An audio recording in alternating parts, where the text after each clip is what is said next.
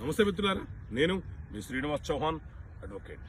మిత్రులారా, దంపతుల మధ్య గొడవలు వచ్చి విడాకులు తీసుకునే సందర్భం ఏర్పడ్డప్పుడు చాలా మంది అడిగే ప్రశ్న ఏంటి అనంటే, సార్ నేను మా భాగస్వామితో ఉండలేకపోతున్నా, నాకు విడాకులు కావాలి, నేను విడాకుల కేసు ఎక్కడ ఫైల్ చేసుకోవాలి? ఇది చాలా మందికి ఉండే ప్రశ్న ఇది. సో మిత్రులారా, సాధారణంగా మన దేశంలో హిందూ మ్యారేజ్ యాక్ట్ అనే చట్టం ఉంది.